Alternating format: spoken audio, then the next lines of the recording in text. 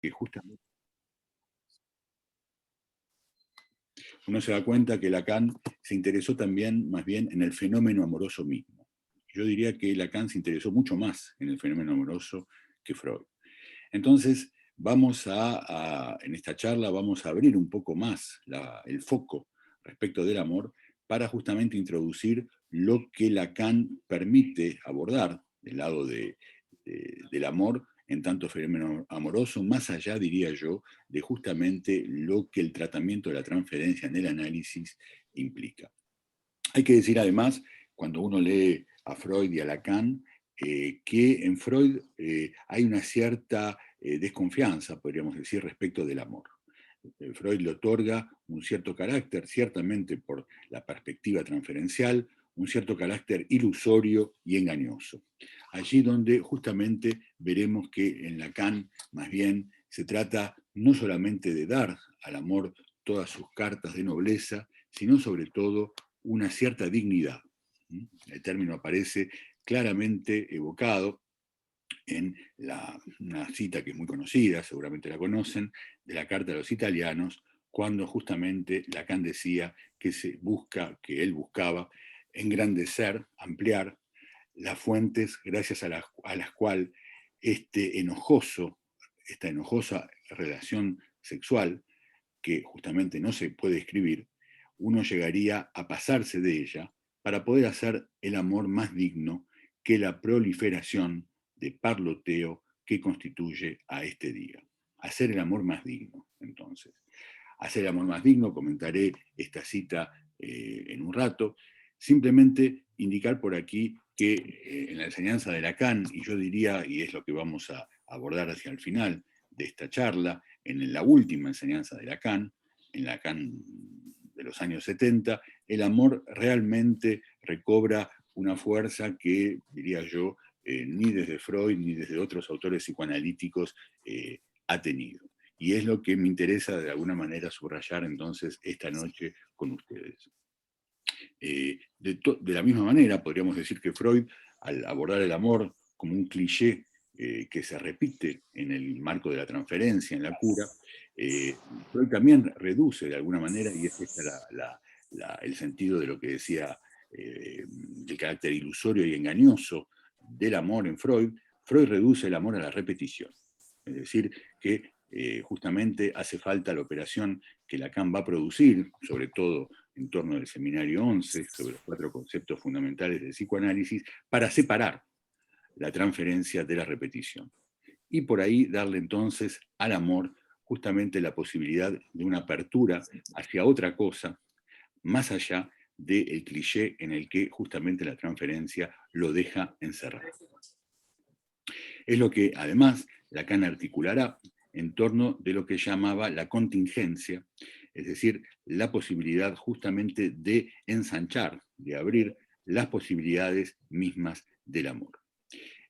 Tenemos alguna otra referencia también en el seminario 11, por ejemplo, muy conocida al final del seminario 11, cuando nos habla justamente, hablándonos del deseo del análisis, nos dice que una vez que el sujeto confrontado al significante primordial, al significante amo, podríamos decir, accede por primera vez a la posición de sujeción a él. Solo allí, leo a Lacan, solo allí puede surgir la significación de un amor sin límites. Por estar fuera de los límites de la ley, único lugar donde puede vivir. Es una referencia muy interesante, es una referencia difícil, porque justamente uno puede preguntarse qué es lo que Lacan quiere indicar con la significación de un amor sin límites, es decir, la posibilidad de poder designar algo más allá por el amor, en el amor, más allá de los límites de la ley, es decir, de los límites, podríamos decir, de la ley que establece el nombre del Padre, único lugar donde puede vivir, es decir, en los límites de la ley, el único lugar donde el amor puede vivir, y cómo justamente una vez que el sujeto, podríamos decir al final del análisis, es decir, en el momento en que se encuentra confrontado al significante primordial, a los significantes amos que ha podido despejar en el análisis, puede justamente en ese punto, en ese momento, en esa posición, surgir la significación de un amor sin límites. no nos dice puede surgir un amor sin límites, no nos dice que el sujeto pueda amar de manera ilimitada. Amor sin límites, además, que podría resonar muy rápidamente con una referencia religiosa al amor, ¿no es cierto? Es decir, amar a su prójimo, por ejemplo, como a sí mismo, o amar, digamos, en una suerte, digamos, de inefable, de trascendencia que la religión ha,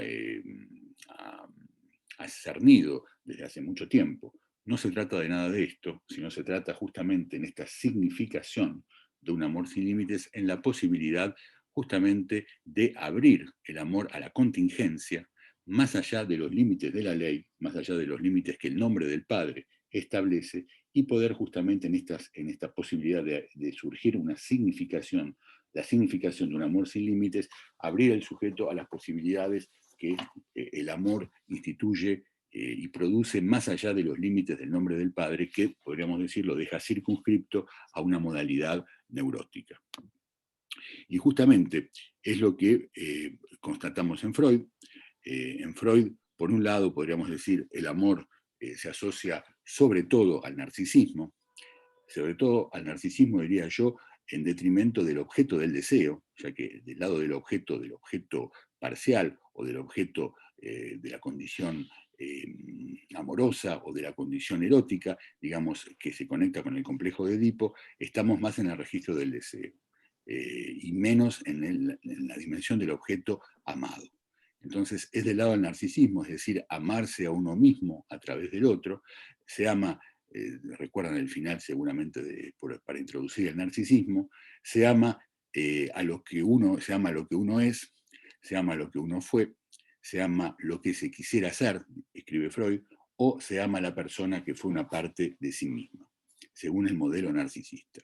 Freud despeja en este texto, que comento rápidamente porque supongo que lo conocen, además un tipo de modelo que llama de apoyo, Alenum en alemán, es decir, según este modelo de apoyo, se ama a la madre que nutre, nos escribe Freud, o al hombre que protege. De este modo, el amor queda encerrado entonces en el narcisismo, solo en el caso, podríamos decir, en que se ama a lo que uno quisiera ser, como lo escribe Freud, es decir, ya más bajo la égida del ideal del yo, de la aspiración a lo que uno quisiera ser, que introduce el ideal del yo, entre estos tres tipos, entre estos cuatro tipos narcisistas, es decir, amar lo que uno es, amar lo que uno fue, amar la persona que fue una parte de sí misma, y esta cuarta posibilidad, amar lo que se quisiera hacer, que está más dictada, podríamos decir, justamente por el ideal del yo. Pero el amor se sitúa entonces entre justamente el yo ideal, es decir, cómo uno se ve como amable, y el ideal del yo al cual el sujeto aspira, lo que hará decir a Lacan en el Seminario 1, en esta cita bastante conocida, que cuando coinciden el ideal del yo y el yo ideal, o se está enamorado o se está loco. Es decir, ideal del yo y yo ideal, como dos instancias que regulan justamente el yo, no pueden coincidir más que en el amor o en la locura. Pero, digamos luego, no encontraremos en la obra de Freud respecto del amor más referencias que justamente otras que por el lado narcisista, o podríamos agregar también lo que llama Freud el amor, la nostalgia por el padre, por ejemplo, en El malestar en la cultura. Porque justamente este amor al padre es el que el neurótico pone, digamos, en evidencia en la clínica. Es decir, el neurótico ama al padre. La histérica ama al padre en el culto que le hace, aunque justamente el padre, como nos dice Lacan en el Seminario 17, sea un antiguo combatiente. La histérica, a través de sus síntomas, sobre todo, donde justamente toma un rasgo del padre para identificarse, toma un rasgo del padre porque le ama. Esto es lo que Freud va a explicar en el famoso capítulo 7 de la psicología de las masas, donde aísla la función del rasgo unario que Lacan va a comentar también en su enseñanza. Es decir, que en la formación de sus síntomas, la histérica refuerza un rasgo entonces del padre al cual se identifica porque justamente le ama. Pero el neurótico obsesivo ama al padre también, bajo la forma, por ejemplo, de lo que alimenta sus dudas. El hombre de las ratas, caso que conocen seguramente, no podía escoger entre la mujer pobre y la mujer rica, ya que justamente esta vacilación coincidía con aquella a la cual había estado sometido el padre, quien había elegido justamente a la mujer rica. Es decir, se trata entonces de una vacilación permanente en el hombre de las ratas y en todo obsesivo respecto del lugar que ocupa justamente el padre como objeto de amor. Lo que podríamos decir entonces que el análisis introduce respecto de este punto es poder justamente suspender en el análisis y por el análisis este amor al padre que el neurótico le consagra para poder amar a una mujer o para poder amar a un hombre. Y subrayo el particular un hombre, una mujer, justamente más allá de la condición paterna que de alguna manera fija el sujeto en su neurosis. Más allá entonces de los límites en que justamente en nombre del padre deja encerrado al sujeto neurótico. De este modo, y siguiendo esta línea, Lacan indicará un poco más tarde en el seminario sobre los non cautos errant, en la lección del 19 de marzo de 1974, que en el amor uno tiene relación con el nombre del padre. Y un poco más adelante que el nombre del padre se soporta, se sostiene de la dimensión del amor. Es decir, que hay nombre del padre porque justamente hay amor. Es decir, que Lacan homologa casi justamente el lugar que el nombre del padre ocupa para el neurótico con el amor. Me parece muy interesante esta observación de Lacan, ya que permite entender justamente cómo el amor se encuentra concentrado, podríamos decir, en el nombre del padre. Que el padre simbólico se sostenga de la dimensión del amor, supone entonces que determina las condiciones de sus manifestaciones, de las manifestaciones del amor, y de esta manera constituye al amor como necesario. El sujeto ama según las condiciones establecidas por el nombre del padre. Cuando ama, detrás del partener o la partener, ama al padre. Ama al padre que determina justamente el campo de los objetos que el sujeto puede amar. No es tanto entonces que el nombre del padre niegue o impida la contingencia amorosa, ya que existen contingencias, las contingencias se producen. Lacan en esta misma clase dice de manera ciertamente un poco irónica que cómo se encuentran un hombre y una mujer, cómo se aman un hombre y una mujer, y dice azardosamente, por azar. Pero justamente este azar luego busca ajustarse, esta contingencia, podríamos decir, busca ajustarse con lo necesario de las condiciones que impone el nombre del padre. Entonces las contingencias se producen, pero es el nombre del padre el factor que determina en estas contingencias cuáles serán los objetos amados. El nombre del padre regula los encuentros de alguna manera, determinándolos a posteriori, es decir, validándolos o no. En el fondo, entonces, se opone a la contingencia, podríamos decir, ya que el nombre del padre hace la contingencia necesaria, desencadenando o no el sentimiento amoroso según estas condiciones que son las del nombre del padre. Este hecho que se atesta, que se verifica en el análisis, encuentra, podríamos decir, una suerte de confirmación histórica que Lacan hace valer en esta lección del 18 de diciembre de 1974, dando todo un relieve a lo que el psicoanálisis permite introducir respecto del amor. Lacan en esta clase, no lo voy a desarrollar aquí, simplemente señalo la referencia, ya que es muy interesante esta referencia. Lacan pasa del amor platónico al amor platónico en el sentido de Platón, del amor en Platón, al amor cristiano, y de allí a la práctica tan particular del amor cortés. Si en Platón nos dice es sobre todo lo imaginario de lo bello que está puesto en valor respecto del amor, en la República, por ejemplo, y sobre todo en el banquete, donde justamente el ideal de la belleza, el ideal de lo bello, de lo que los griegos en esta época llamaban el kalos kagatos, es decir, el ideal apolíneo de la belleza, lo bello aparece entonces en su cara engañosa respecto de la idea, respecto de el eidos platónico, como un obstáculo justamente lo bello, como un obstáculo para poder acercarse del eidos, de la idea, y a partir de lo cual justamente desembocará el abordaje que el cristianismo hará del amor, haciendo del amor, justamente del amor divino y Dios como como la idea principal, central de la religión, el vector principal gracias al cual el amor se encuentra entonces desplazado, podríamos decir, de este registro imaginario en el que se encontraba en Platón a registro simbólico, permitiéndole hacer entonces el lazo entre lo imaginario del cuerpo y lo real de la muerte. El Dios amor, que es la versión, digamos, cristiana, que justamente en la lectura de Lacan y de otros autores ha heredado de esta idea, de este eidos platónico, es una versión ausente, podríamos señalar, en otros monoteísmos, por ejemplo en el judaísmo, del hecho justamente de la ausencia de la figura del Cristo, es decir, de un hijo sacrificado, de un hijo muerto, para pagar justamente la falta de todos de haber matado, como Freud lo explica en El malestar en la cultura, haber matado al padre de la horda primitiva. Y además Freud detalla esto en su texto sobre Moisés y la religión monoteísta, permitiendo de alguna manera entonces redorar el blasón del amor que había sido excluido por el platonismo, permitiendo anudar nuevamente, podríamos decir, lo imaginario del cuerpo con lo real de la muerte o lo real del goce también.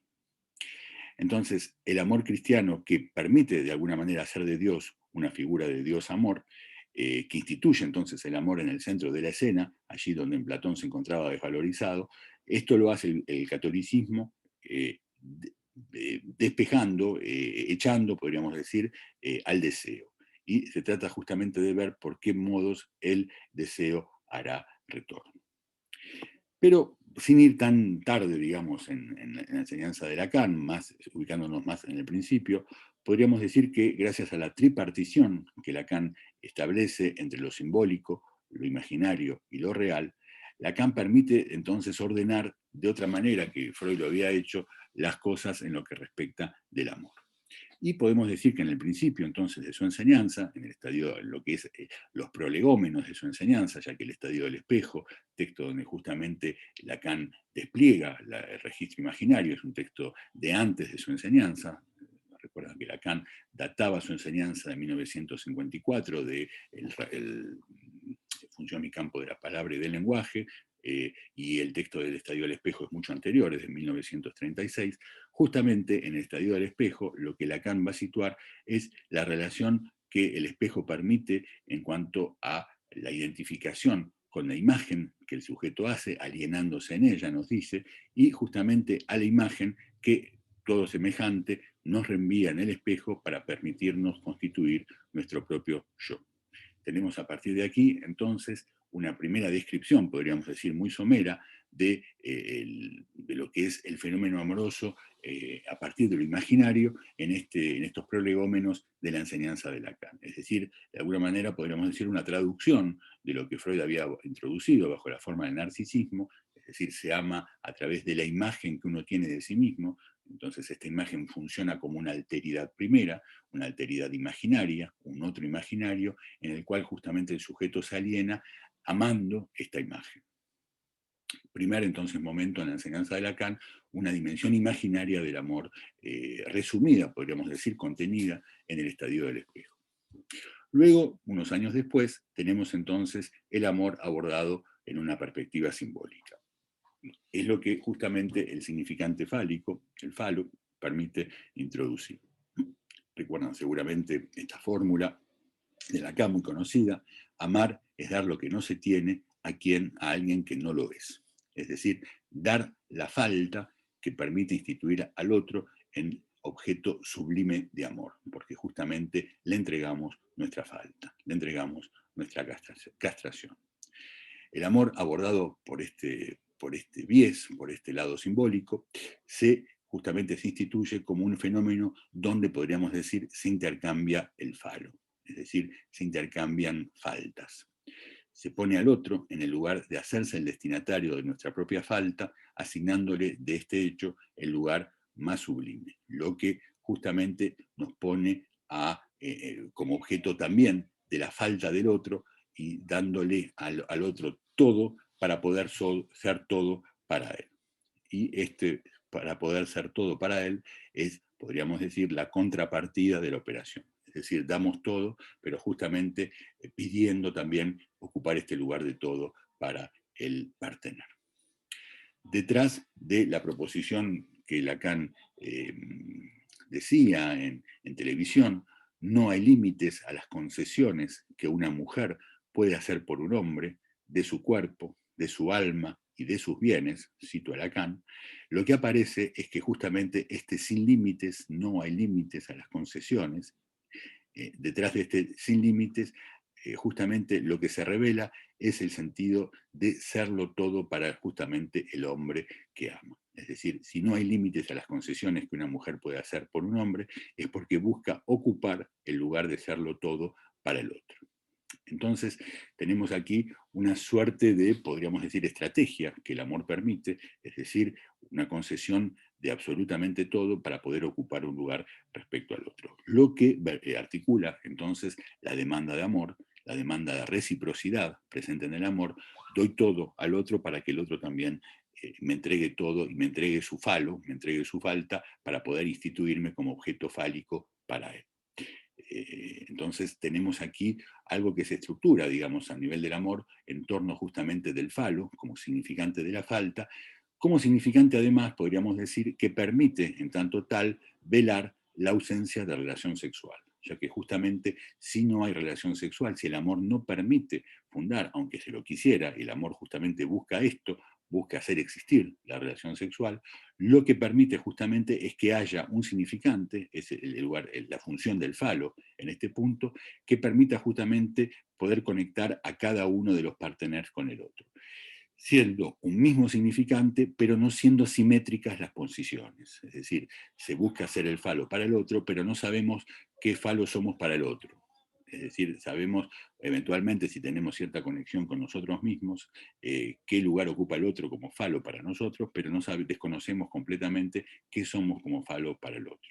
Entonces hay una disimetría, podríamos decir, respecto de un significante único, que es el que permite estructurar las relaciones amorosas.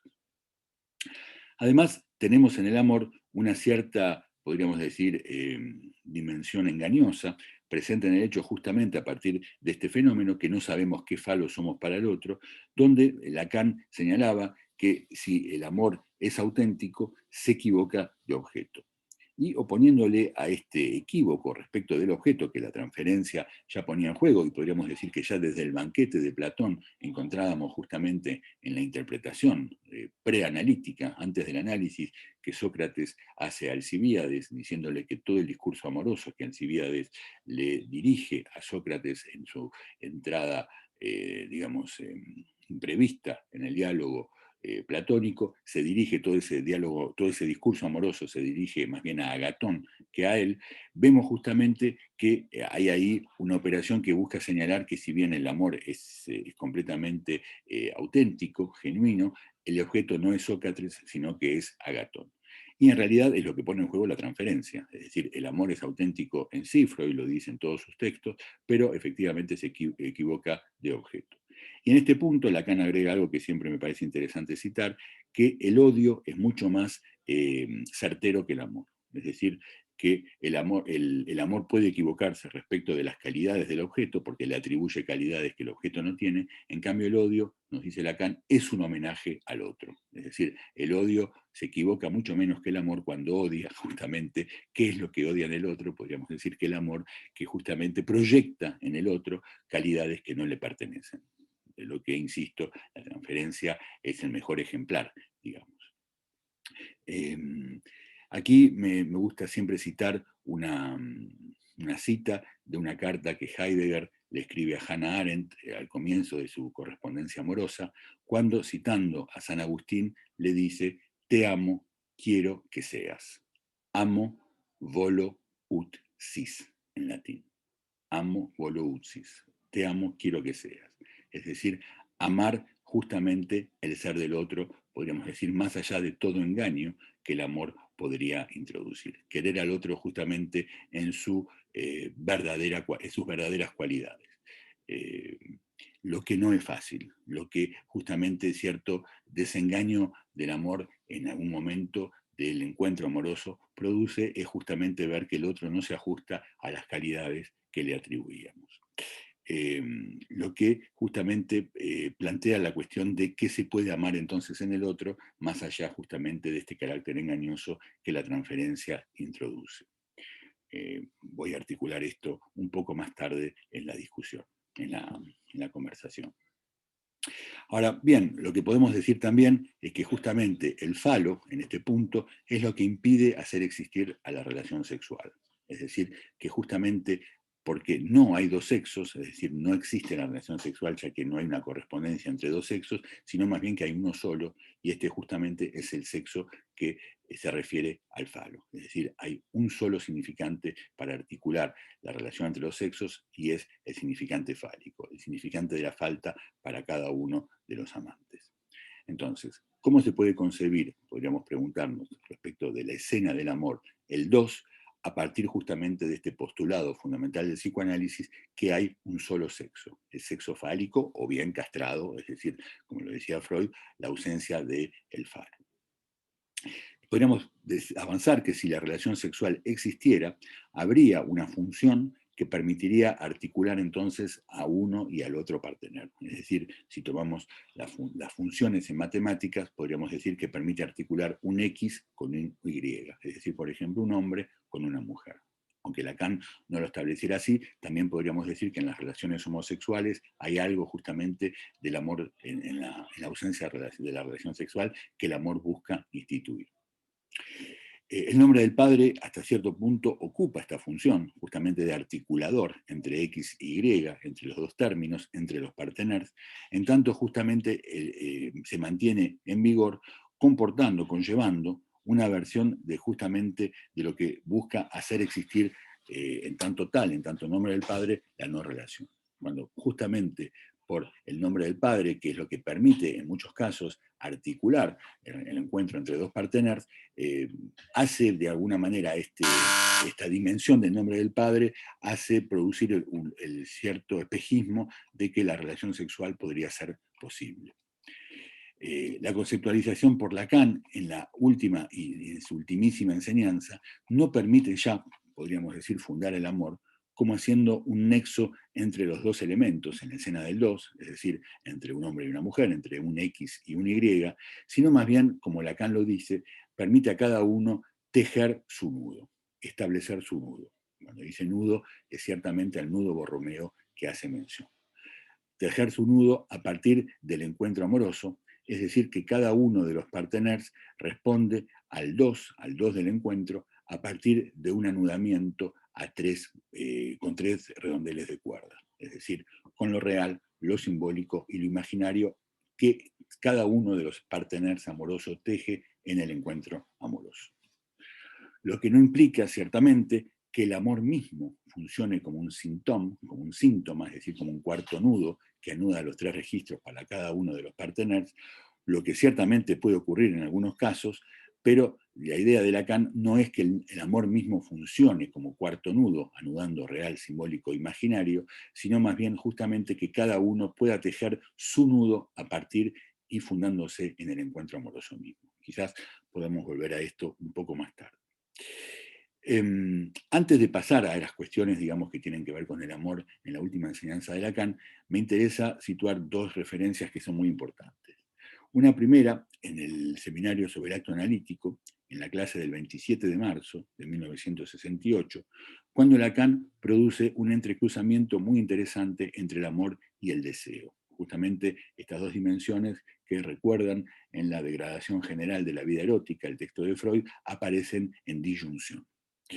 Lacan va a invertir las cosas de una manera un poco vertiginosa, diciéndonos que en realidad, en esta clase entonces, que los hombres, cuando creen desear, en realidad aman, ya que justamente el deseo, es decir, degradar al objeto del amor, les permite abordar al objeto femenino que sin esta degradación se vuelve incestuoso, tal como Freud lo explica en el texto sobre la degradación general de la vida erótica. Pero en verdad entonces, creyendo desear al objeto degradado, en realidad aman. Y aman justamente porque pueden degradar, pueden llevar al objeto amado al estatuto de objeto, digamos, del deseo. Del lado de las mujeres nos dice, inversamente, cuando ellas creen amar, en realidad desean. Es decir, justamente que el amor al partener les permite vehicular algo del orden del deseo, porque el amor permite, digamos, envolver, podríamos decir, vestir justamente lo que del lado del objeto degradado se presenta como objeto deseado.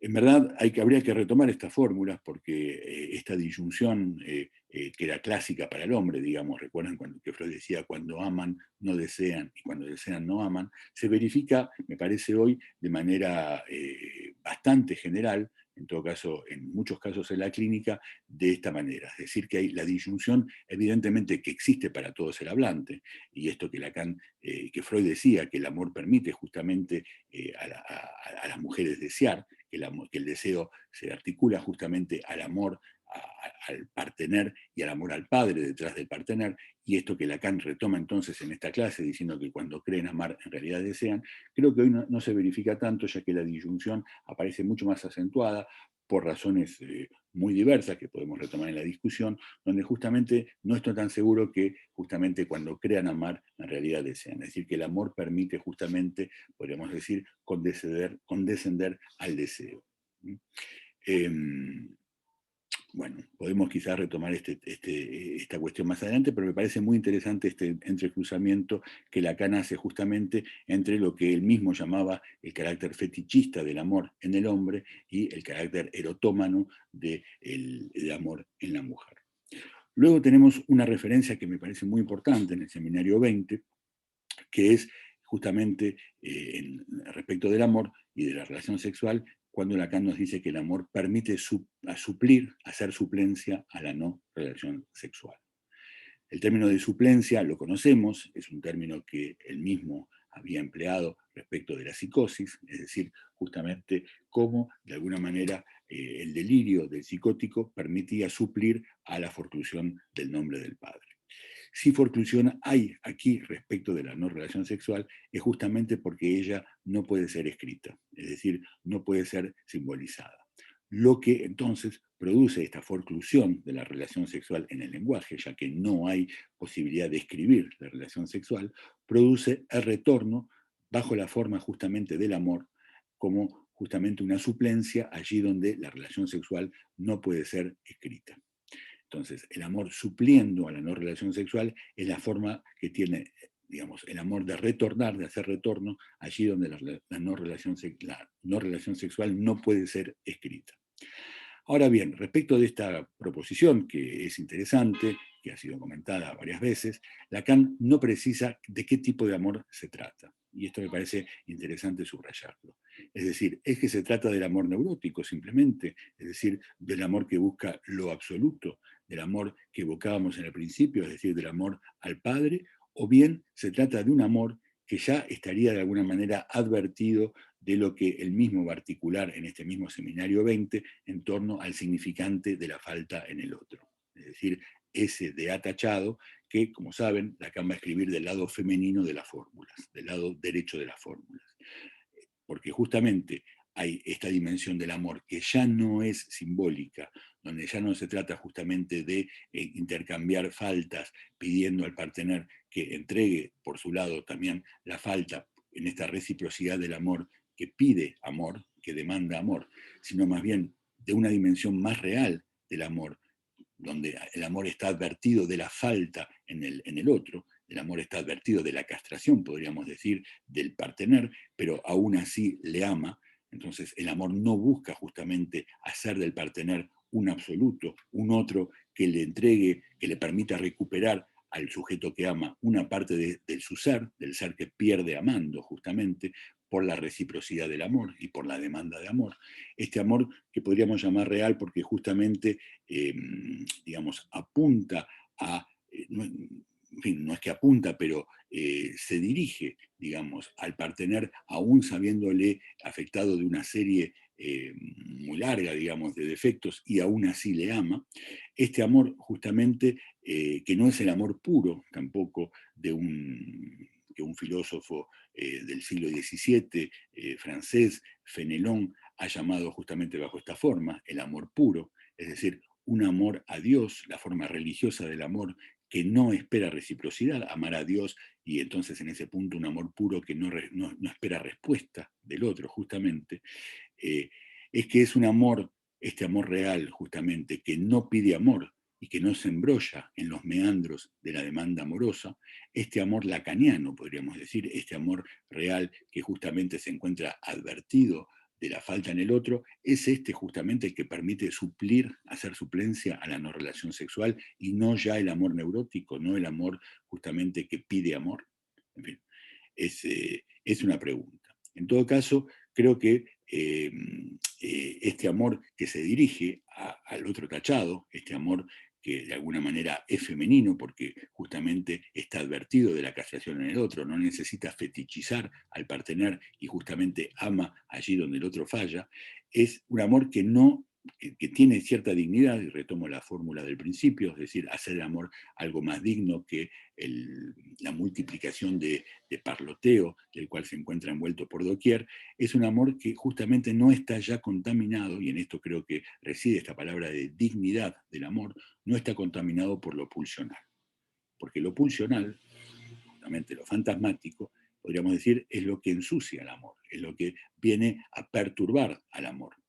Y justamente se trata entonces, una vez despejado de lo pulsional, es cierto que este trabajo es el trabajo del análisis, el poder justamente despejar la dimensión de objeto pequeño a presente en el amor. Recordemos el epígrafe con el que, digamos, Lacan comenzaba esta última lección del seminario 11 que comentaba hace un rato.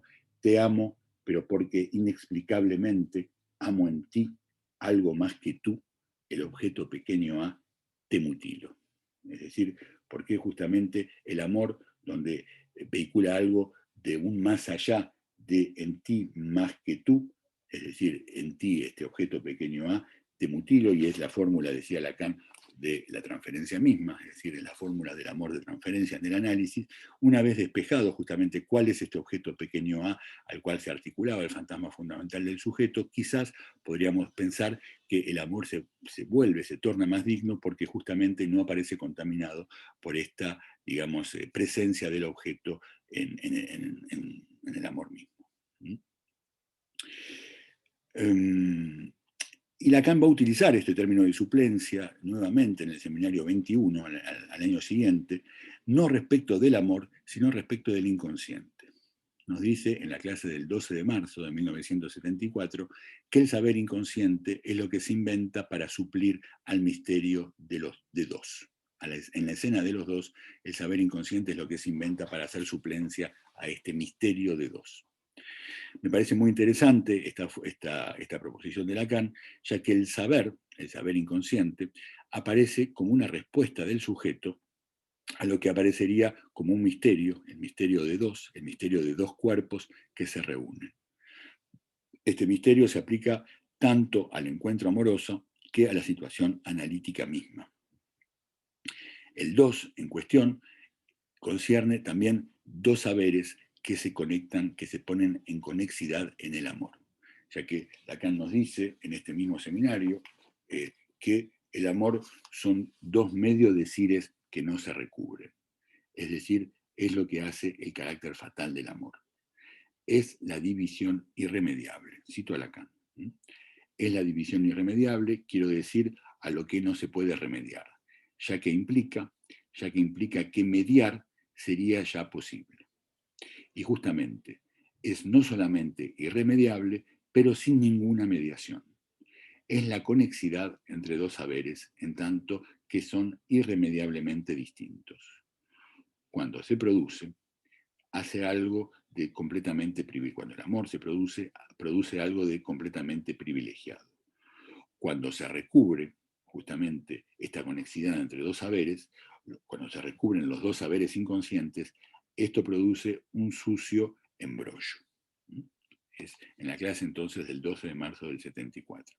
Fíjense que diciéndonos que el amor son dos medios decires, es decir, dos verdades que no se recubren, el amor permite articular dos verdades sin recubrirlas, porque cuando se recubren justamente se produce un sucio embrollo. Y es lo que hace, continúo a leer, es lo que hace del amor, es lo que le da al amor un carácter fatal, es decir, la división irremediable, es decir, una suerte de justamente de no relación a la cual no se puede remediar. Y no se puede remediar porque remediar ya implicaría mediar, es decir, justamente lo que el falo permite. Podríamos evocar aquí justamente lo que decíamos del falo recientemente, que el falo es lo que permite hacer mediación entre dos seres hablantes. Pero si el falo permite hacer mediación, implica también la idea que la mediación podría remediar a la no relación sexual, es decir, podría hacer existir la relación sexual, cuando en verdad mediar justamente no es posible. O sea que Lacan mismo, creo yo, en este pasaje, en esta clase, pone en cuestión la mediación fálica también, porque justamente la mediación fálica deja pensar que en este intercambio entre las faltas podría haber una forma de hacer existir a la relación sexual, allí donde justamente la relación sexual sigue sin existir, donde justamente los dos saberes se conectan uno con el otro. Bien, avanzo entonces un poco más y luego quizás vamos a detenernos para poder intercambiar un poco respecto de estas cuestiones.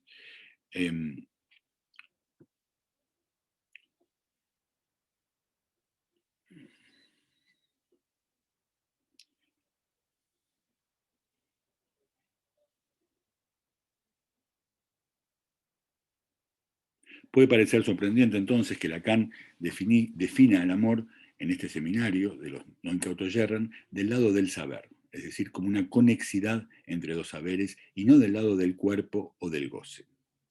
Si el goce fálico permite recuperar al goce separado del cuerpo por el lenguaje, justamente el goce lo hace, se manifiesta a través del acceso al goce del cuerpo del otro. El falo entonces deja suponer que la falta podría ser llenada, mientras que relanza el deseo justamente por encontrarse insatisfecho. La encarnación del falo imaginario, sobre todo por el partener, en tanto que falo que corresponde, hay que distinguir falo imaginario de falo simbólico, el cuerpo del partener como lo que vendría a completar el deseo de cada uno de los amantes, crea la ilusión de una completud que justamente el intercambio de las faltas, presente en la definición del amor, entendido como dar lo que no se tiene a quien no lo es, viene como a encarnar la posibilidad, la ilusión de la posibilidad de hacer existir la relación sexual.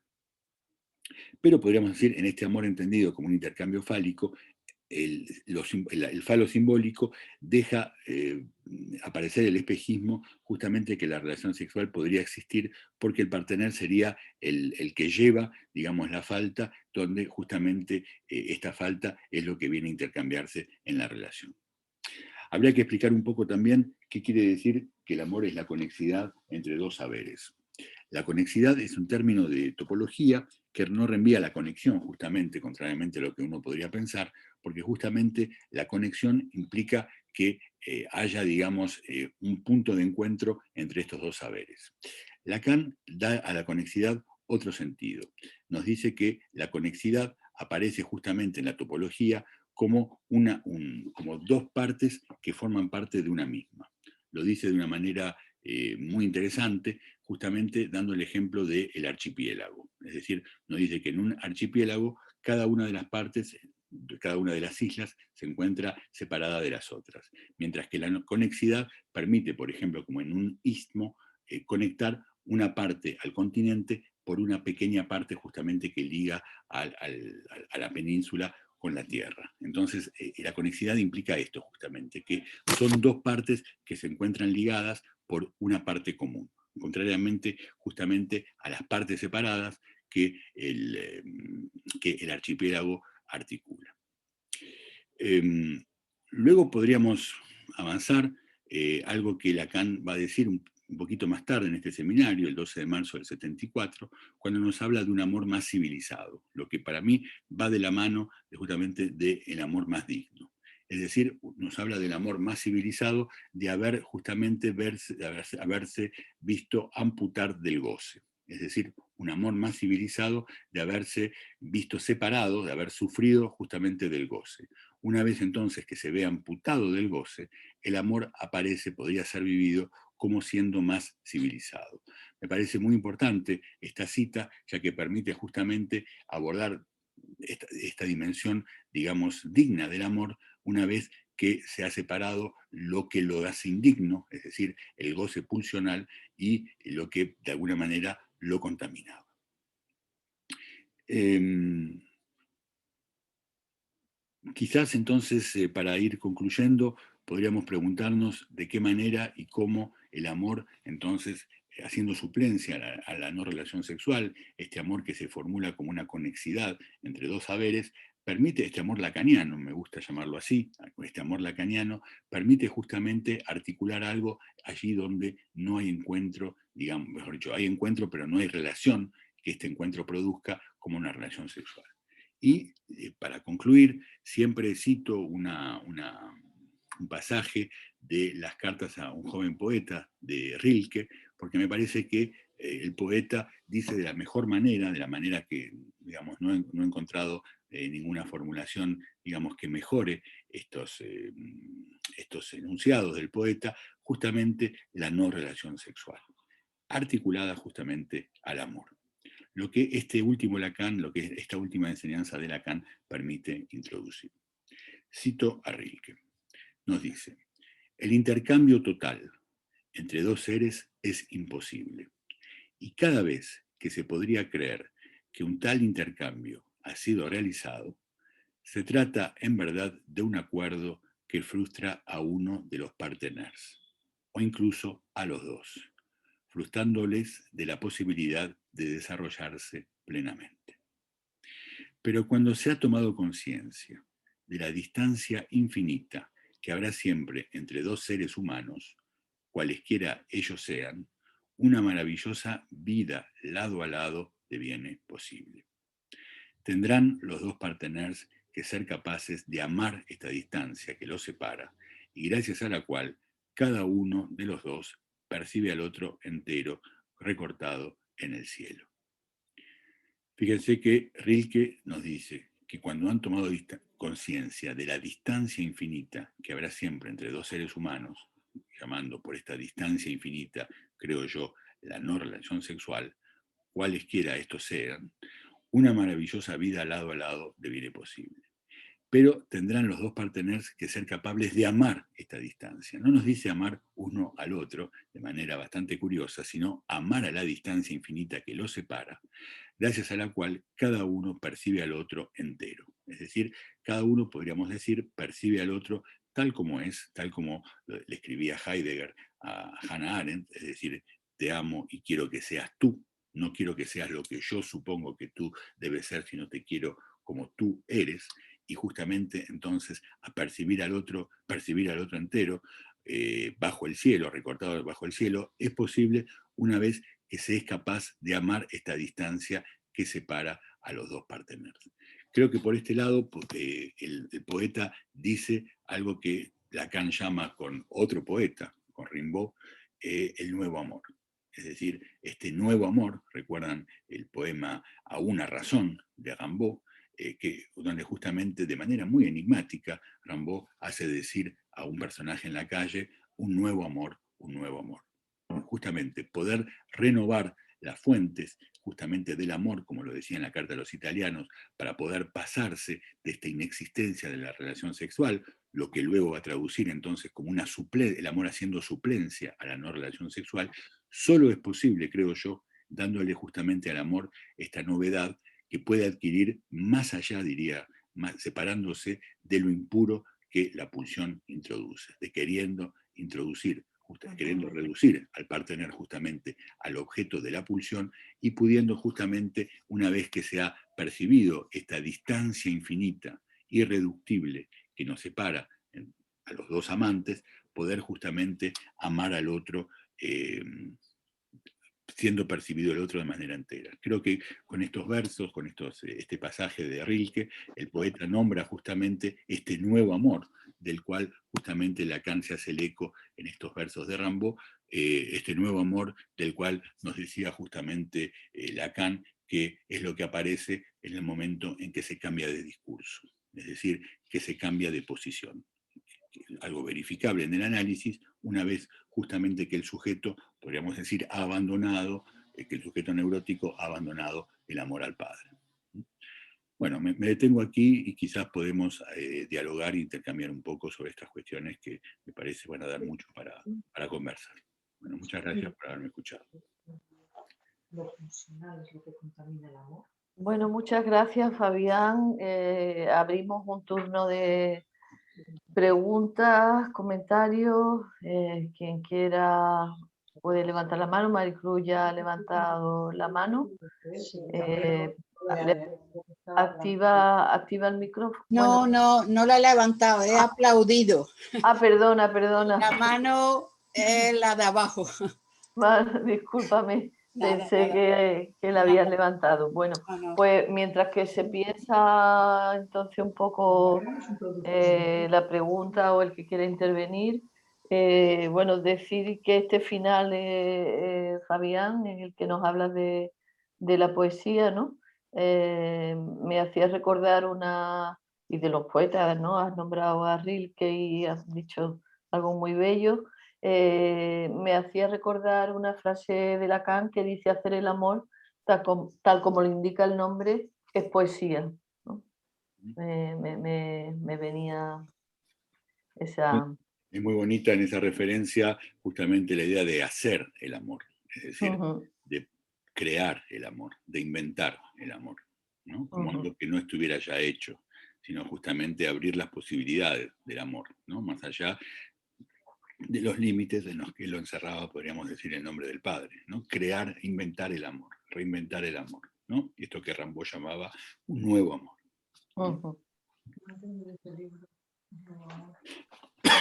Bien, y bueno, yo sigo preguntando mientras que, a ver, de momento no hay reacciones, no veo en el chat tampoco, pero bueno, a mí no me ha quedado claro esto que has desarrollado del concepto de no conectividad, ¿no? Has dicho, no sería una conexión, sino conexidad, creo que has dicho, ¿no?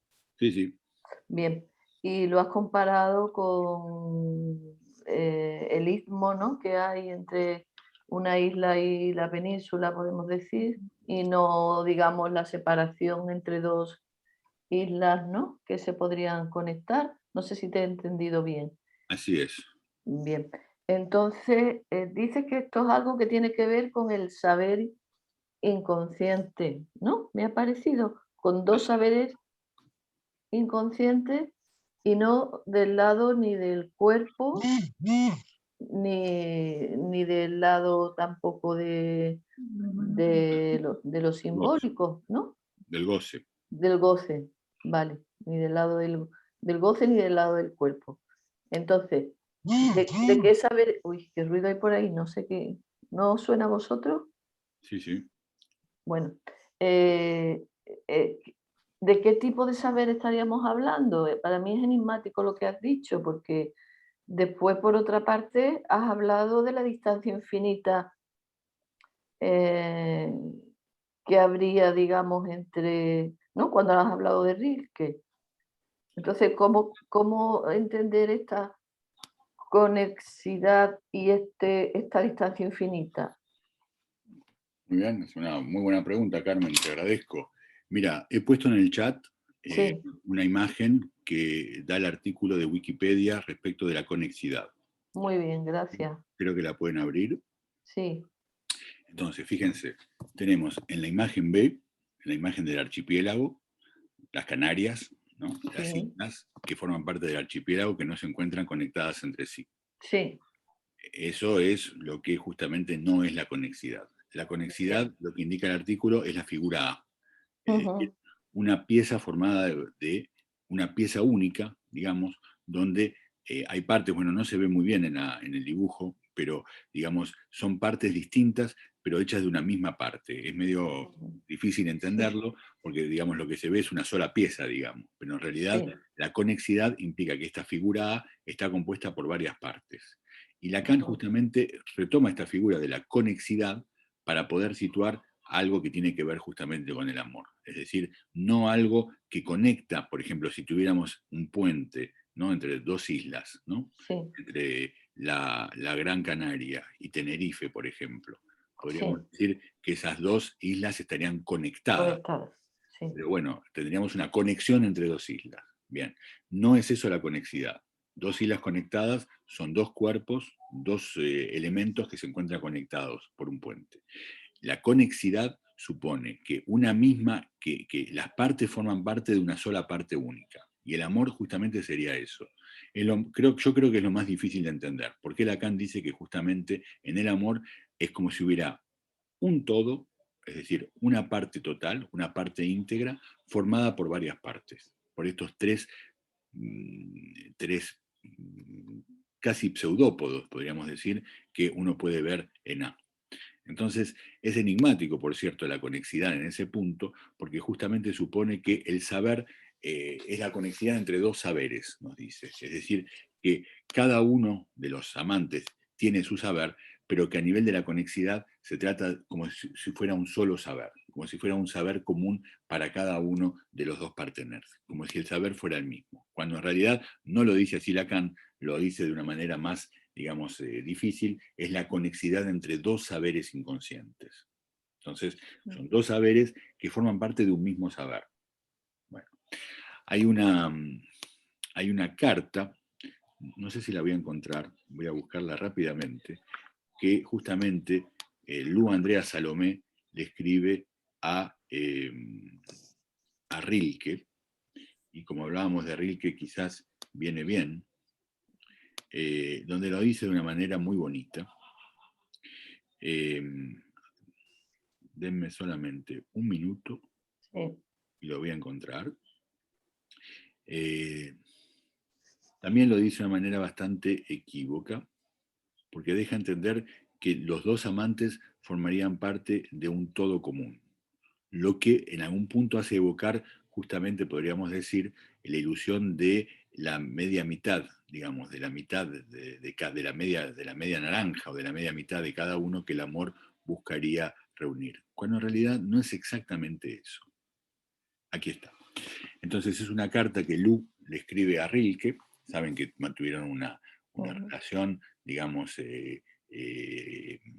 tanto que amantes, Lu estaba casada, y Lu le escribe lo siguiente: si durante años fui tu mujer, es porque tú fuiste para mí la primera realidad, cuerpo y ser en una unidad indivisible, una prueba irrebatible de la vida misma. No éramos dos mitades que buscaban complementarse, aquí tenemos el mito de Aristófanes en el banquete, éramos un todo que de pronto sorprendido se reconoció como tal. Fíjense la diferencia. No, ella lo dice claramente, ¿eh? No éramos dos mitades que buscaban complementarse, estos son los seres circulares de Aristófanes, es decir, las dos medias naranjas que se encuentran en el amor, hacer relación sexual, digamos, en el amor, sino éramos un todo que de pronto sorprendido se reconoció como tal.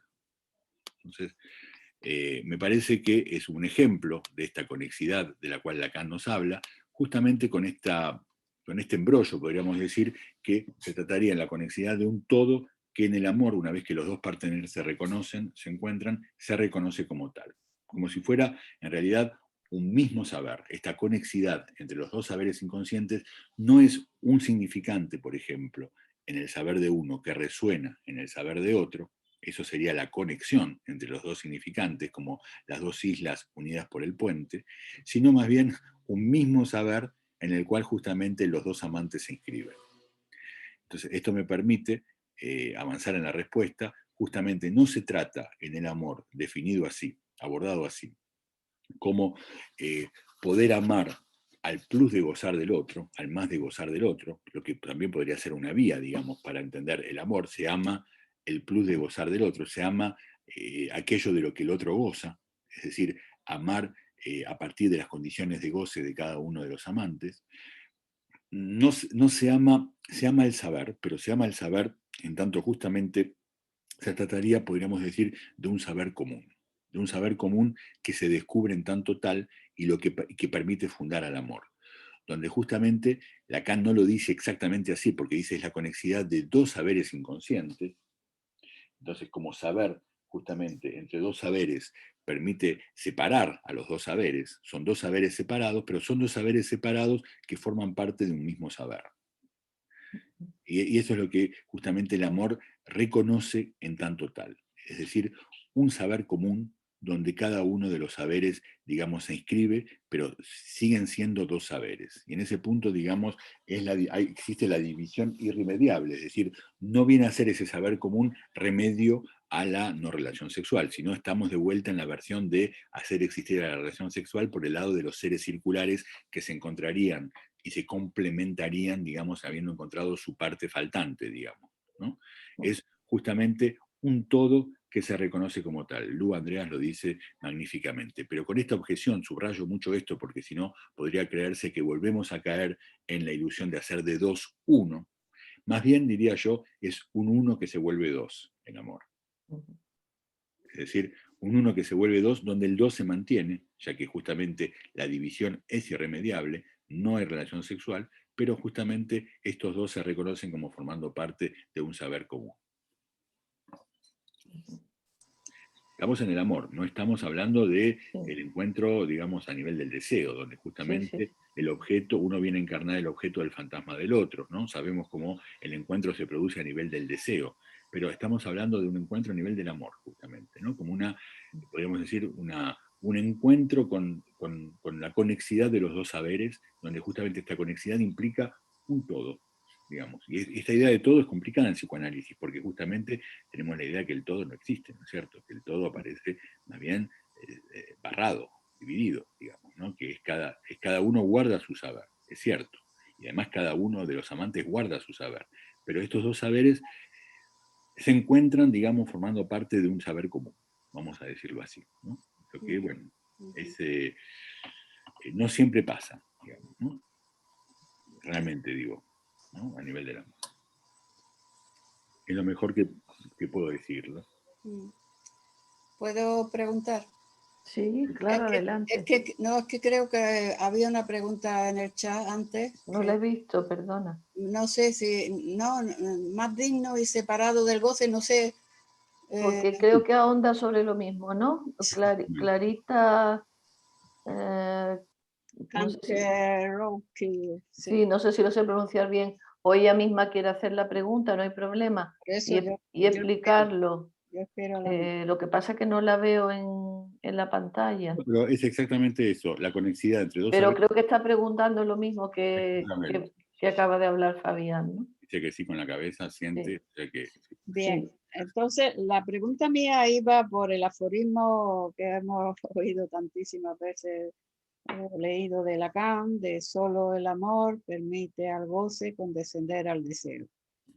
La idea que a mí me asalta es más teórica en el sentido de decir, ¿cómo interviene ahí el nombre del Padre? Es decir, ¿cómo está rebajando lo pulsional, entendiéndolo por goce?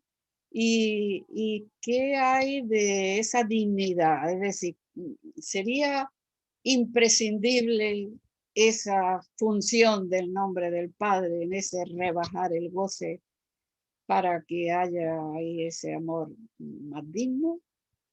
Es lo que querría articular ahí. No me queda claro, pero me asalta esa pregunta, ¿no? Del aforismo, solo el amor permite condescender al goce del cielo.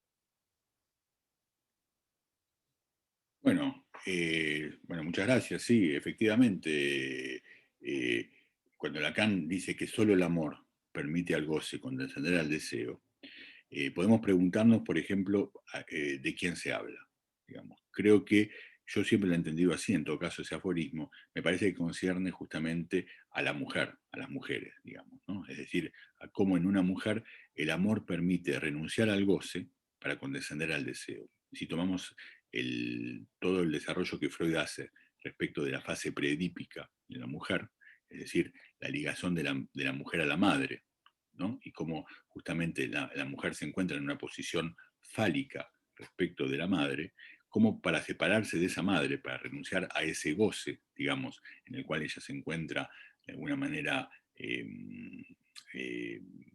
alienada en la fase preedípica, en la relación, digamos, donde el padre aún no ha intervenido, y cómo pasa, podríamos decir, de la madre al padre en Freud, ese pasaje se hace justamente por intermedio del amor. Es decir, que amando, dirigiéndose al padre como Freud lo explica claramente, no se dirige al padre porque el padre es un hombre, no es el pene el que interesa, digamos, en el pasaje de la madre al padre, en la fase preedípica, sino más bien que el padre ella se refugia en el padre como en un puerto, dice Freud. Es decir, permite el padre renunciar al goce fálico en el cual la niña se encuentra respecto de la madre, para poder justamente refugiarse en el padre y articular allí justamente su deseo de falo bajo la forma, como sabemos, del niño por venir, ¿no? De esperar un hijo del padre. O sea que hay una renuncia a un goce por un lado y justamente condescender al deseo por amor, es decir, por amor al padre. Creo que podemos entenderlo así.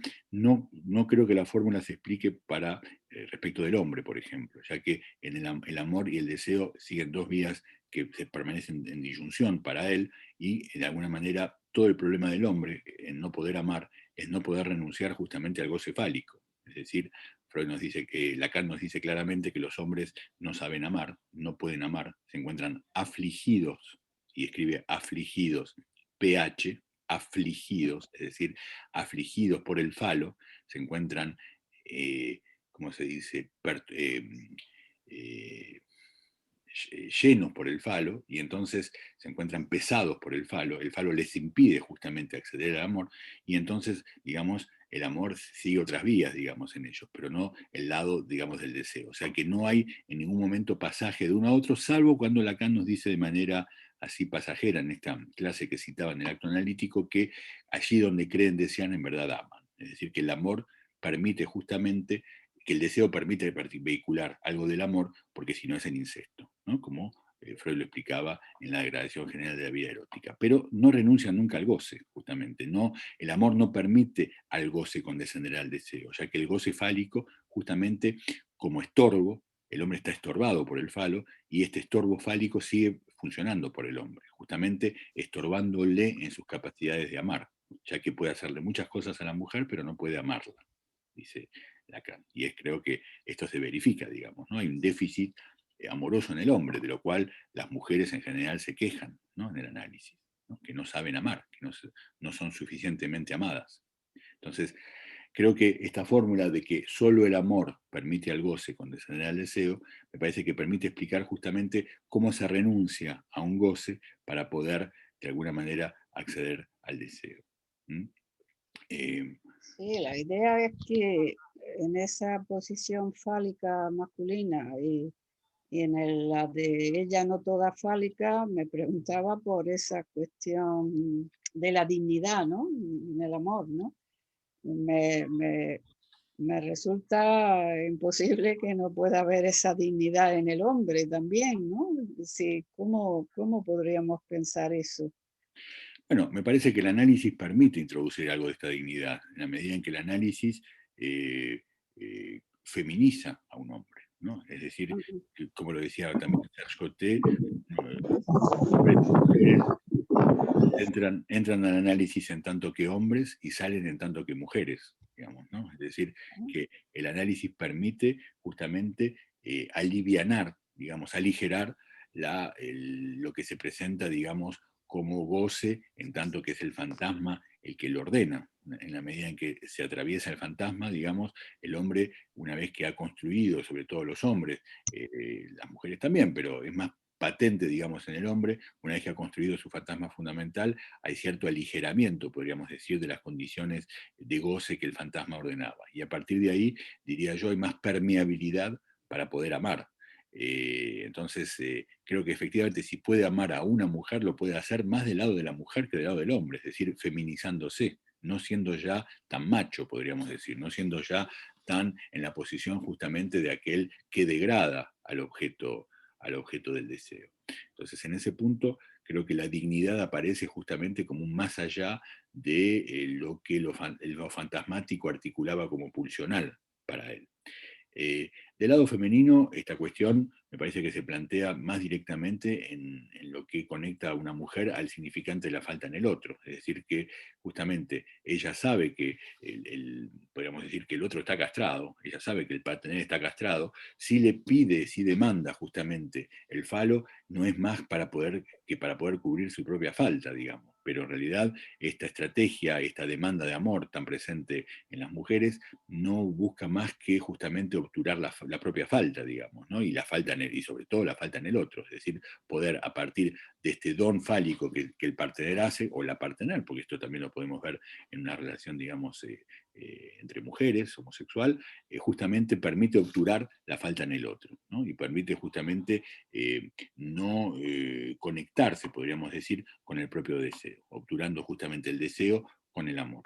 Entonces, aún sabiendo que el otro está tachado, ¿no? Es todo lo que Lacan desarrolla cuando habla del estrago, justamente en el Atolondra dicho, ¿no? Es decir, que si la mujer está como pez en el agua, en la castración, ya que ella parece privada, digamos, del falo de entrada, esto no le impide justamente padecer lo que el estrago materno introduce bajo la forma de pedir un plus, más de subsistencia a la madre, a dirigirle al otro una demanda de subsistencia, que es exactamente lo que la demanda de amor vehicula, es decir, una subsistencia dirigida, una subsistencia, podemos decir, un más de ser, una existencia que el amor, digamos, pide cuando le pide al otro que la ame, digamos, ¿no? Que le entregue un más de ser, un plus de ser allí donde sabe que el otro está castrado, digamos, ¿no? Entonces, este más de ser, esta subsistencia, viene a colmar la falta en el otro, porque ella sabe que el otro está castrado, digamos, ¿no? Está como pez en el agua, en la castración. Lo que produce justamente que el otro no responda, y cuando el otro no responde, en el caso, en el marco edípico, podríamos decir, se produce justamente el estrago, lo que la Lacan llama la madre como estrago, ¿no? En lugar de la madre como justamente no permitiéndole, ¿cómo decir?, articular algo del orden del deseo, y justamente después desprenderse de ella para dirigir este deseo a un otro, digamos, ¿no? A un nombre del padre, por ejemplo, alguien que ocupe el lugar del nombre del padre, aunque no sea el padre, ¿no? Entonces, ahí hay una estrategia respecto de la falta en el otro, podríamos decir, en las mujeres, ¿no? Sabiendo que el otro está barrado, justamente. Sí. Ahí es donde el hombre ubica el fetiche, ¿no? Porque la función del fetiche es la de velar la castración en el otro, ¿no? Por eso dice la condición, la forma del amor, dice Lacan, en el hombre es fetichista. Ellas son erotómanas, ¿no? Ellas buscan más bien el signo de amor del otro, y justamente una vez que obtienen el signo de amor del otro, permite justamente esta dimensión erotomaníaca del amor femenino, obturar la castración, obturar la falta, digamos, ¿no? Con la certidumbre del amor del otro. El fetichismo en el sentido de la perversión. No, justamente no en el sentido de la perversión, sino como una condición fetichista, digamos, del deseo. Allí donde el deseo se liga a un objeto, el deseo siempre siendo fetichista, pero poniendo este objeto fetiche como velando la castración en el otro, digamos, ¿no? Como monumento a la castración. Obviamente no es lo mismo que el fetichismo como perversión, ¿no? Claro, claro. El fetichismo como perversión, el fetiche es la condición única, invariable para producir el deseo, digamos, ¿no? Mientras más bien que en el hombre hay un rasgo fetichista, digamos, ¿no? Algo más alivianado. Muy interesante. Cuántos matices. Hay creo que otra pregunta en el chat. A ver. Cándido Carrero quiere intervenir. Sí. Cándido, sí. Abre el micro, por favor, y haz tu pregunta. Hola, buenas tardes. Hola, buenas tardes. ¿Qué pasa? ¿Qué tal? Bueno, a ver Adelante. si yo consigo aclararme un poco, porque a ver si me aclaro. Vamos a ver. Primero, a ver si puedes repetir lo de que solamente hay un sexo, que eso creo que no me ha quedado muy claro, que lo asocias con el falo, ¿no? Y que no hay relación sexual porque solamente hay un sexo, que es el falo. Algo así he entendido yo. No sé si esto es así, o si me lo puede explicar, yo lo agradecería. Y cómo también el amor anuda, o sirve de nudo en el nudo borromeo entre lo real, simbólico e imaginario. Y otra última cosita, vamos a ver. Cuando has hablado de posición fálica en el hombre y ella no toda fálica, ¿estás hablando de genitalidad? ¿Estás hablando de qué estás hablando? Porque no me queda claro. No sé si se puede esto aclarar un poquito más. No sé si... Porque si es posición fálica del hombre, hablas del hombre anatómicamente hombre, es que no sé a qué te refieres cuando dices esto. Y con ella no toda fálica tampoco lo he entendido, porque no sé, quizás puede haber, no sé cómo, creo que quizás hoy día las cosas no quedan muy claras. No, esta visión no, quizá parece que hay que evolucionar un poco más, porque yo lo veo bastante, ¿verdad? Que no, quizá no justifica la realidad actual que tenemos, me parece. Vamos, es mi percepción. Yo, Sí, sí. pues nada, solamente eso, a ver si me lo puedes aclarar un poco, que no... ¿Cómo no? Muchas gracias. Está bien. Muchas gracias, Gracias. efectivamente. Bueno, en Freud, digamos, no hay dos sexos. Digamos, esta imputación que muchos autores de estudios de género o autores queer hacen al psicoanálisis, de inscribirse en lo que Judith Butler llama la heteronormatividad, es decir, la normatividad que preserva el binarismo sexual, hombres y mujeres. En verdad, Freud lo dice muy claramente, en realidad no hay más que un solo sexo, podríamos decir, es el sexo, es el falo. Es decir, los niños atribuyen a todos los seres vivientes, sean varoncitos o mujeres, un pene en la medida en que justamente el pene no es el falo, digamos, el pene es el pene faltante al otro que funciona como falo.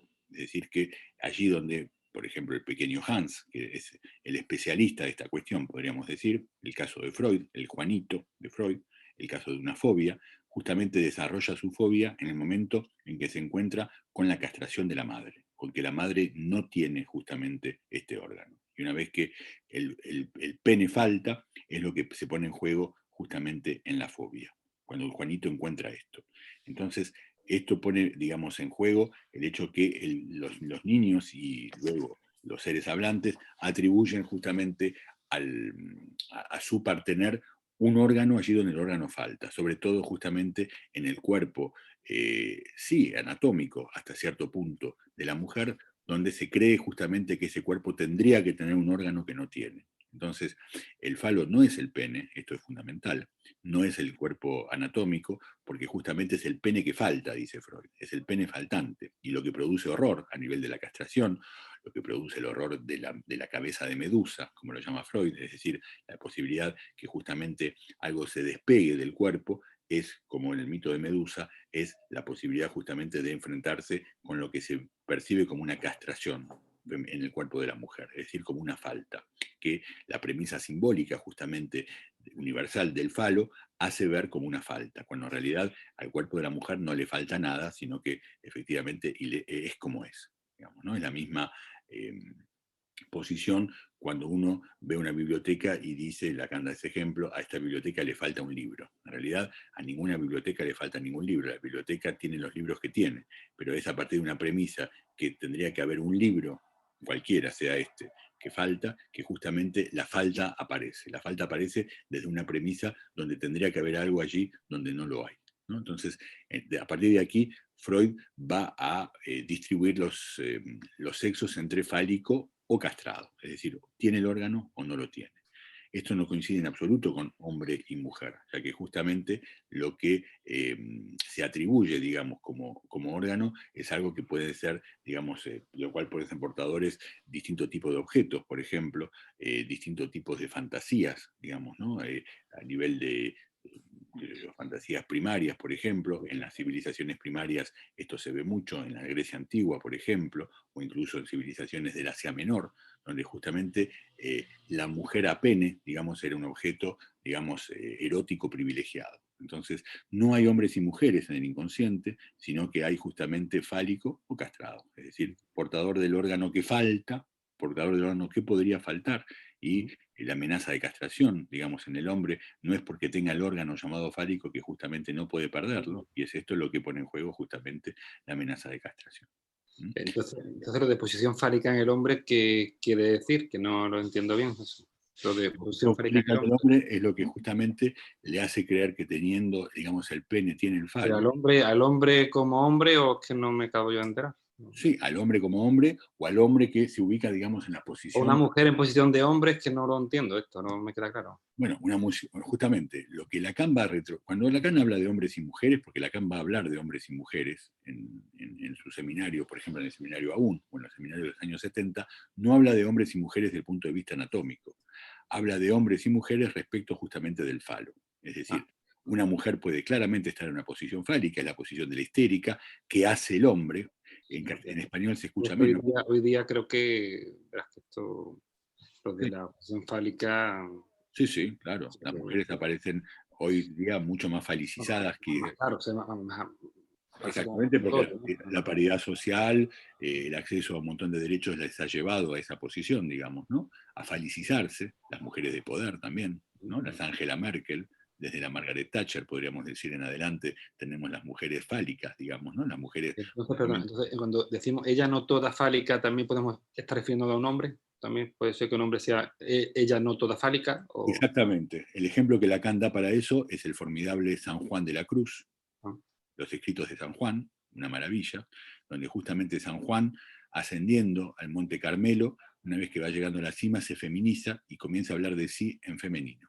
Es decir, justamente los místicos, nos dice Lacan, son aquellos que saben de este goce no capturado por la significación fálica, y el ejemplo que nos da justamente de San Juan de la Cruz, que justamente en la noche mística nos explica en el ascenso al Monte Carmel cómo va feminizándose una vez que va llegando justamente, se va acercando, digamos, a Dios. O sea que el hombre puede claramente estar en esa posición, en una posición justamente de un goce no limitado por el falo. En muchos transexuales claramente es la posición también, digamos, ¿no? Es decir, operar justamente a nivel del falo para poder abrazar un goce no limitado, no coordinado por el falo. Entonces creo que en muchos transexuales, no vamos a generalizar, pero en muchos transexuales la cuestión justamente de un goce más allá del falo se plantea, ¿no? Y claramente diría yo también en los transgéneros, en muchos sujetos transgéneros donde se trata de articular una posición no pasando justamente necesariamente por la cirugía ni por las hormonas, simplemente por una posición, digamos, subjetiva que se articula a un goce no fálico, digamos. Respecto a la última pregunta que hacía, el nudo Borromeo es una pregunta difícil, ¿no? Cómo el nudo Borromeo se puede tejer a partir del amor. Lacan es muy claro en ese punto, es que el amor permite que cada uno teja su nudo, que cada uno articule real, simbólico e imaginario de una manera particular, justamente apoyándose en el amor. Entonces, no nos ¿Eso dice... puede ser el fantasma también? ¿O... ¿Cómo? Puede también, no sé, que se me viene a la mente, igual ese anudamiento se puede conseguir también con el fantasma, quizá, o... El fantasma se incluye, digamos, en el anudamiento real, simbólico, imaginario, justamente en la relación, podríamos decir, que lo real articula respecto del objeto, ya que recuerde que en el centro del nudo Borromeo, pero bueno, aquí ya hablamos de La cosas... flota pequeña, ¿no? Sí. El pequeño A se ubica en el centro del nudo, justamente. Sí, sí. Entonces, uno ubica en el nudo Borromeo el objeto pequeño A, justamente en el centro de real, simbólico, imaginario, allí donde el amor permite que, al partener también, digamos, el nudo Borromeo se establezca a partir del encuentro amoroso con otro sujeto que tiene, digamos, anudado real, simbólico, imaginario. O sea que el amor hace nexo en ese punto, podríamos decir, entre dos nudos borromeos, entre dos sujetos anudados, digamos, borroneanamente, o de manera borromea. Allí donde precedentemente, y creo que es muy pertinente lo que usted plantea, lo que usted pregunta, es el nombre del padre el que permite hacer encuentro entre dos sujetos. Es decir, justamente eso se ve claramente en sujetos que plantean como condición, digamos, para el amor que el partener sea de la misma iglesia, por ejemplo, de la misma religión, o del mismo partido político, o que comparte los mismos ideales. La condición justamente de una cierta mismidad, a nivel del ideal del yo, ubica a los dos sujetos en la misma capilla. Y entonces es el nombre del padre, creo yo, bajo la forma del ideal, lo que permite justamente que dos parteners se encuentren, ¿no? Y esa es una condición que se ve muy claramente, ¿no? Mi mujer tiene que ser de izquierdas como yo, mi hombre tiene que ser de derechas, o tiene que ser católico, o no tiene que ser musulmán. En fin, todas estas cuestiones a nivel de la identidad, ¿no? Que hoy funcionan, que hoy circulan y que son muy importantes, ¿no? Para la gente, aún. Muy bien, muchas gracias, muchas gracias. A ver si hay alguna pregunta, alguna mano más. En el chat no tenemos, creo, ¿no? No veo ninguno. No. ¿Hay alguien más que quiera preguntar o dejamos descansar ya a Fabián, que es viernes, primer viernes del verano? Y supongo que está muy cansado. No. ¿No? Hablando me animo. ¿Te anima? Pues entonces te voy a hacer otra pregunta yo. El goce de hablar. Algo, porque has hablado antes del estrago y al principio cuando has hablado última enseñanza, sí, la última enseñanza de Lacan, ¿no? A partir de los años 70, que el amor empieza a cobrar fuerza y hablaste específicamente, dijiste, significación de un amor sin límite, ¿no? Porque dejaste bien claro que no era un amor sin límites, sin poner delante significación, porque entonces estaríamos del lado de la religión, ¿no? Más bien nos podríamos confundir con toda la idea cristiana de amar al otro como a uno mismo y todas estas cuestiones. Pero a mí también se me vino un poco la idea, y ahora como has hablado un poco del estrago también, de que algo de eso del amor sin límites en la mujer, ¿no? Mm. Que lo has nombrado también luego cuando has hablado de lo que una mujer es capaz de hacer, ¿no? Por amor, y cómo todo eso situarlo del lado del estrago. Y entonces, si pudieras decir algo más justamente de esto, de la significación que estamos diciendo ahí, porque también has dicho que es yendo más allá del nombre del Padre. Entonces, Muchas gracias. Sí, es una muy buena pregunta, Carmen, efectivamente. Lo importante en la frase, creo yo, es la significación de un amor sin sí, límites. Porque luego, más tarde, en el seminario 24, en el seminario Lanzu, que sé de l'un bébu, c'est l'amour, lo no sí, sabido que sabe de la una equivocación, es el amor. Lacan nos va a decir que el amor es del orden de la significación, allí donde el sí. deseo siempre tiene un sentido. Ubica al deseo respecto al sentido y al amor respecto de la significación.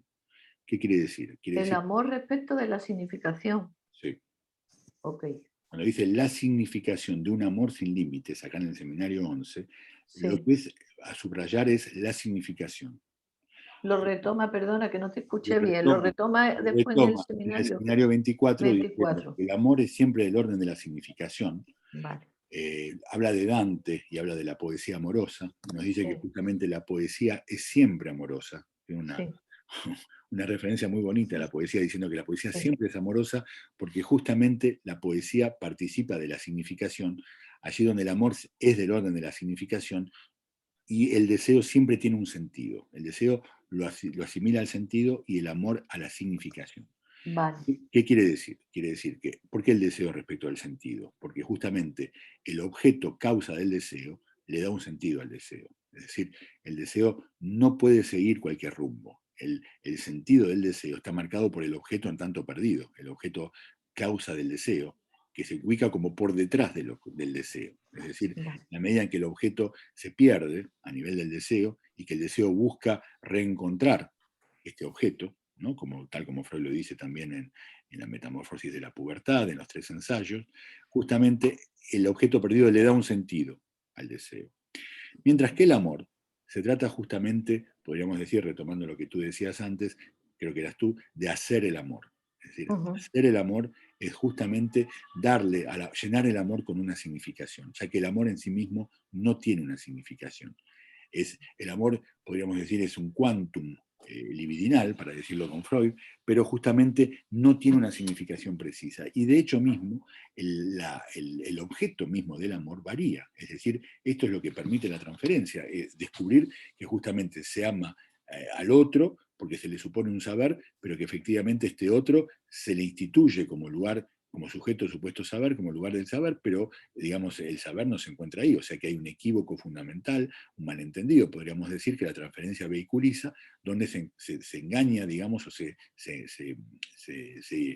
equivoca de objeto, digamos. Entonces, el amor introduce algo justamente de la significación, en tanto que el objeto de amor puede variar, mientras que el objeto del deseo no. El objeto del deseo es siempre fijo. es el mismo, ¿no? Freud nos dice, el deseo es indestructible en la última frase de la interpretación de los sueños, ¿no? La significación abre a una posibilidad de variar el objeto, justamente. La significación, en tanto tal, digamos, reenvía a un significante respecto de otro, ¿no? S1, S2, es eso la significación. Y justamente este reenvío de un significante a otro introduce la posibilidad de variar el objeto del amor allí donde el deseo no varía. ¿No? Entonces, creo que decir que el amor es del orden de la significación, o decir, hablar de la significación de un amor sin límites, es justamente introducir la labilidad del objeto de amor allí donde hay una fijeza del objeto del deseo respecto de este, justamente. Entonces creo que esta variabilidad es muy importante. Es muy importante, sí, porque entonces iría justamente en el sentido contrario al estrago, diríamos, porque sería poder escribirlo de otra manera también, ¿no? Exactamente. En realidad, el estrago, preguntabas eso, es cierto, el encuentro con un hombre sí puede tener siempre algo de estragante, digamos, ¿no? Un hombre puede ser un estrago para una mujer, ¿no? Nos dice Lacan, cuando habla de, nos dice, la mujer es un síntoma para el hombre, y un hombre que es para una mujer, se pregunta en Joyce, en el seminario sobre Joyce, y dice, un hombre es algo peor que un síntoma, puede ser un estrago, ¿no?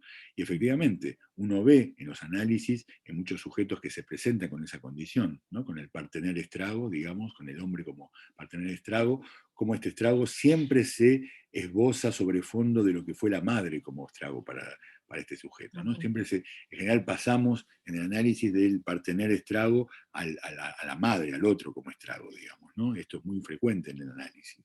Y justamente el estrago introduce, como tú bien dices, la posibilidad de la significación, porque justamente vemos cómo digamos, el análisis permite apaciguar algo justamente del estrago, introduciendo una relación más civilizada, creo que es el caso de decirlo, justamente con el amor, un amor más civilizado, allí donde en el estrago, en el hombre como estrago, digamos, lo que vemos muchas veces, lo que yo he visto en algunas mujeres, en algunas analizantes, es justamente que sin límites a las concesiones que una mujer puede hacer por un hombre, de su cuerpo, de su alma y de sus bienes, le lleva a ella a una posición de estrago, lleva a ella a ubicar al partener en una posición de estrago y a estragarse ella misma, digamos, ¿no?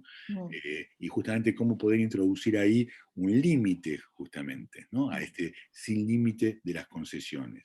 Me parece que en esos casos el sin límite, el límite que el análisis permite introducir, una cierta temperanza respecto de este dar todo para poder ocupar un lugar para el otro y terminar cada vez estragada, cada vez destrozada, creo que fundamentalmente el análisis lo hace introduciendo entonces, tocando algo de la significación que justamente el amor plantea, digamos, ¿no? A diferencia del deseo. Me parece súper importante porque es una orientación clínica magnífica, ¿no? Para, digamos, como el tema era clínica psicoanalítica del amor, digamos, es justamente algo de esto, ¿no? De poder introducir la significación en el análisis, digamos, ¿no? Tal cual. Mientras que has hablado de la fijeza del deseo, con el objeto pequeño A, entiendo, ¿no? Sí, sí. Que es del orden del sentido, has dicho, pero también del orden de otro tipo de sin límite, porque es el sentido infinito, digamos, que nunca, aunque sea fijo, pero Que hace que nunca se encuentre el objeto, digamos, ¿no? efectivamente, que nunca, sí, que haya como un, no lo nombraríamos como sin límite, pero sí como el sentido del sentido del sentido del sentido, no sé cómo decir. Sí, sí. ¿Metonímico? ¿Cómo, perdona? ¿Metonímico? Sí, metonímico, ¿no? O algo así. Sí, claro. La metonimia misma del deseo, digamos, no Sí. satisfacerse nunca de ningún objeto, digamos, ¿no? Exacto.